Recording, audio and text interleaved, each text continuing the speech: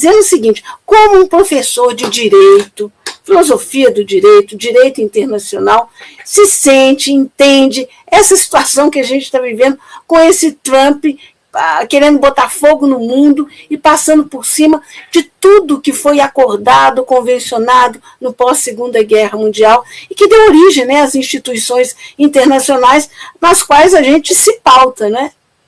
Então, Ângela, eu acho que tu está trazendo o ponto focal, o ponto principal dessa discussão, porque a gente está vendo o esfalecimento, né, a destruição de boa parte da ordem que se criou depois de 48, e a gente sabe por que essa ordem foi criada. Né? É uma ordem que surge depois de 2 guerras mundiais. Eu sempre falo, né, para os alunos, para quando a gente conversa sobre direito internacional, a gente quer entender o que precisa para a criação do sistema internacional. Eu sempre acho muito interessante colocar em números.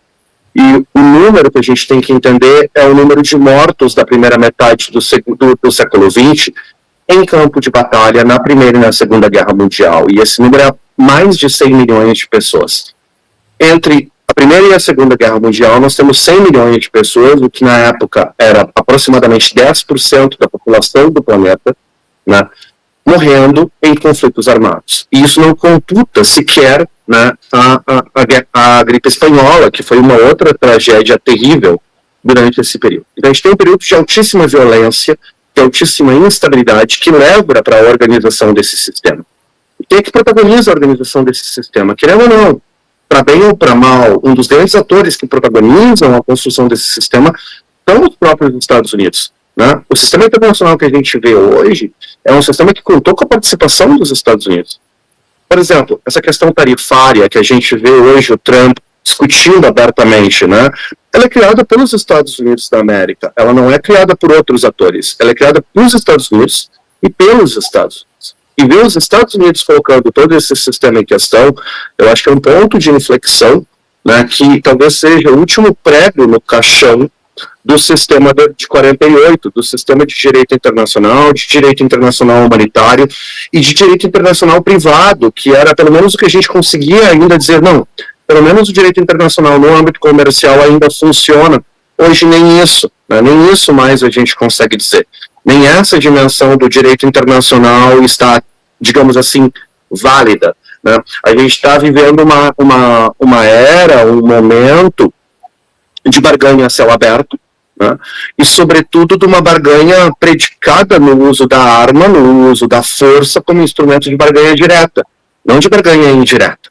E eu acredito que isso realmente sugere um momento de altíssima tensão internacional, né? Especialmente quando a gente pensa do ponto de vista do direito. Ser um professor de direito internacional nesse momento é muito falar da história do direito internacional, mas infelizmente, Ângela, falar muito o que nos leva aos conflitos no início do século XX e depois na Segunda Guerra Mundial, seja o que levou à Primeira Guerra Mundial, que era um momento de altíssima instabilidade nas relações internacionais, né, de quebra de contratos, de barganha armada, do que a gente chama da paz armada, né, seja para essa transição que a gente está vivendo agora, com o retorno de regimes autoritários a céu aberto. Não é que regimes autoritários tivessem deixado de existir, mas a gente tem muito regime a céu aberto sendo autoritário. Né? Então essa virada autoritária a céu aberto nos Estados Unidos é muito preocupante. Essa virada autoritária na Europa, né, do ponto de vista eleitoral, é muito preocupante. Então é todo um cenário bastante instável do ponto de vista da política internacional. Uhum, exato. E uma coisa assim que me parece muito preocupante também é porque se a gente pensar na Primeira e na Segunda, nas duas grandes guerras, né, chamadas mundiais, o cenário principal, o território era a Europa, né? E quando a gente vê agora, conflitos estão pipocando, né, via Estados Unidos para tudo quanto é lado. Então, quer dizer, a dimensão é muito maior e a gente vê uma ONU impotente, uma ONU que sucedeu uma Liga das Nações que se tornou impotente, né? Mas uma ONU também impotente. Qual a saída pelo lado do direito? Ou dessa vez não tem saída? Bom, eu acho, Angela, que a gente tem que ver o que está acontecendo e como os atores dentro do sistema internacional estão se movendo e estão mandando os sinais.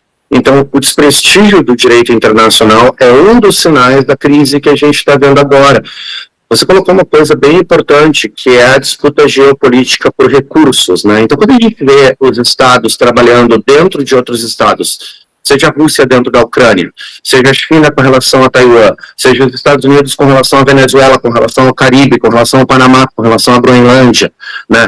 A China com relação ao norte, ao sul da China, aos territórios do mar da China. Então, todos esses territórios estão em disputa, não apenas por questões comerciais, mas por questões dos recursos. Isso é uma mudança de paradigma. A gente está vendo uma mudança de paradigma. Porque a briga por esses recursos anteriormente, principalmente a partir de 72, se dá no nível do comércio. Então a gente transfere a luta por recursos, que era por recursos geopolíticos no nível militar, por uma luta por recursos no nível comercial, na disputa comercial.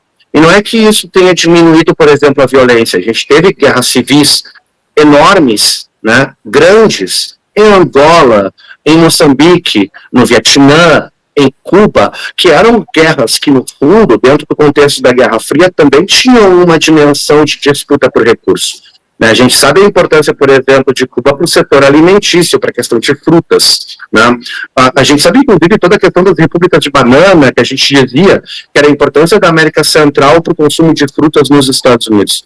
Só que, a partir da década de 50, tem uma mudança de paradigma, e na de 70 mais ainda, que deixa de ser a intervenção militar direta para a intervenção comercial, para disputar o recurso.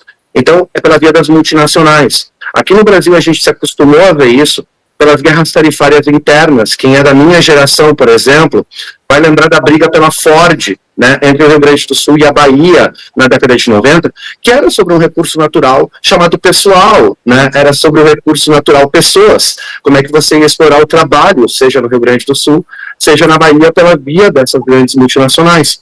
O que a gente vê agora? Acabou a pretensa do uso do comércio. Virou de novo sobre o domínio físico do recurso. Então, a expansão russa sobre o domínio de recurso físico na Ucrânia. Os Estados Unidos falando diretamente, que é sobre o petróleo na Venezuela. E o fim dos contratos, dos tratados multilaterais comerciais sobre esses bens. E agora surgindo o quê? Contratos de ocasião, bilaterais, trilaterais, o que a gente chama, quando a gente estuda o século XIX, né, do direito à la carte, que é um direito internacional que você escolhe quando e como é eficiente, de acordo com a melhor conveniência. Então, nós não temos mais princípios do direito internacional. O que a gente tem hoje é pura barganha, né, é um direito da barganha pura, voltado por contratos que os países ficam manipulando, né, nesse momento, de forma extremamente, digamos assim, instrumental.